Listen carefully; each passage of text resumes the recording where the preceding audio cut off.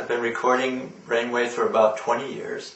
I've looked at the brainwaves of almost 1,500 people practicing TM. And over that 20 years, the brainwave patterns remain quite similar. What's changed is the equipment. Behind me you see the equipment I started with. It weighs 300 pounds and only recorded 12 channels. This is what we use now. Records 32 channels. We can have up to 256. It's battery powered. Fits in the carry-on.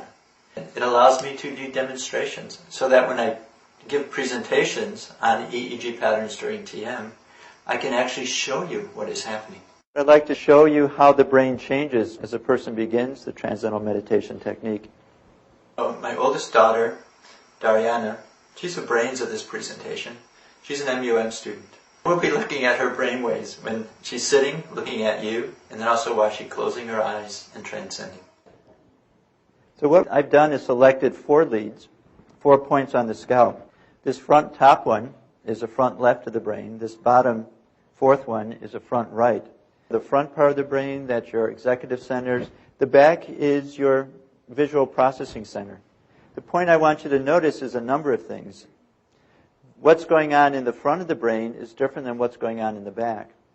Also notice how active, how thick these signals are. This is very fast processing. This is what your brain does when 450 people are looking at you. The first time that I did an EEG demo, I had the worst stage fright I'd ever had, probably because it's not something that you can fake. If you're really nervous reading a speech, you can kind of fake it. You can't fake it if you start meditating. It doesn't work. Everyone would know. But so I got up on stage and I was sitting there, my heart rate was way up and my palms were sweating and I was probably shaking a little bit. And then I was told to close my eyes and start TM, and it worked. Just instantly, all of a sudden, I was having deep experiences of the transcendent, and apparently the brainwaves matched it. So have Dariana close her eyes, and she'll begin the TM technique.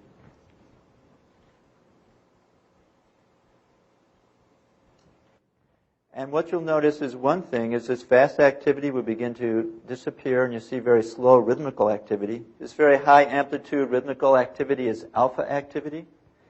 And you'll also see it in all the different sensors. It was first seen here in the back of the brain. Notice as well we see this rhythmical resting rhythm of the cortex here in the front of the brain. That whole mental chatter that's constantly going on, evaluating, deciding, planning, worrying. All of that is settling down. What happens is everything else, all of the normal thoughts and activities, just mental activity goes away. And it just becomes that mental silence that's there anyway.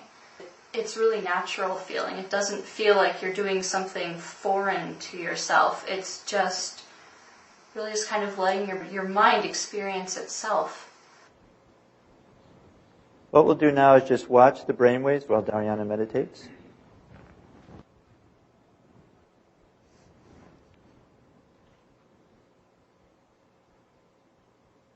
So the point I wanted you to see is how quickly the brain changes and how it's really fundamentally different than just waking experience.